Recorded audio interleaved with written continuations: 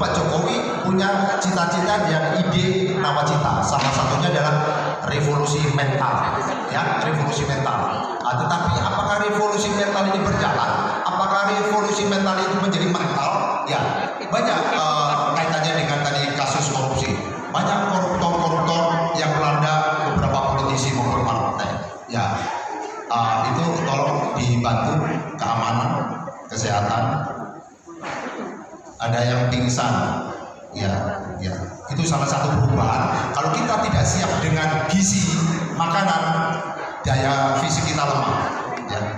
Oh berantem ya, dari parpol mana itu? Oh berantem. Lanjut ya, lanjut. Itu pengalian isu ya. Nah. Pengalian isu. Jadi ide mulia dari Yuni Tomo ini sangat bermartabat. Jadi saya jangan dialihkan. Yaitu Pak. Jadi salah satunya bagaimana kita merubah mental kita. Ya, perubahan ini tidak menistakan hasil karya sebelumnya, tidak mengakui hasil sebelumnya, tidak.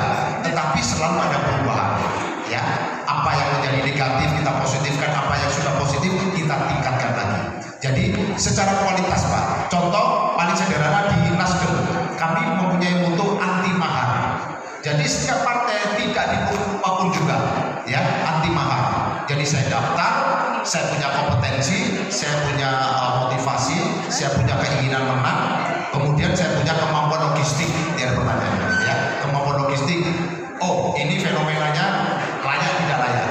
Jadi saya bukan sebagai joki, tetapi saya ingin menang melalui kendaraan saya Partai Nasdem. Ya, saya bukan kader militan baru, semua partai sama, tetapi kebetulan saya ada di Nasdem dan saya merasa nyaman di Nasdem. Ya, anti mahar.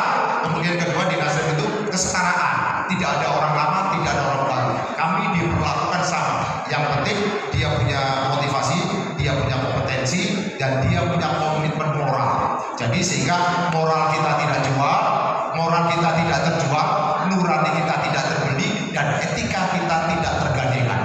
Jadi mahasiswa harus punya komitmen moral yang bermartabat. Kembali izin Pak dosen. Seperti kita sebagai dosen, apa hasil didik output daripada mahasiswa Yuni Tomo ini? Bisa merubah masyarakat nggak di luar? Bisa kita monitoring nggak hasil didik kita? Bisa kita evaluasi nggak didik kita? Oh si Hasan angkatan 82 ternyata menjadi camat. Dia dengan visi Yuni Tomonya merubah mencerdaskan kehidupan bangsa melalui membuat yang tadi sekolah tadi. Zonasi sekolah sekarang banyak keluar. Saya orang pinter dekat SMA 5, ya, saya orang bodoh dekat SMA 5, masuk SMA 5. Orang pinter di luar zonasi nggak bisa masuk. Problematik dunia pendidikan tingkat SMA. Ya, itu Pak. Jadi perubahan yang kita lihat ada perubahan secara kualitas, ya, kualitas.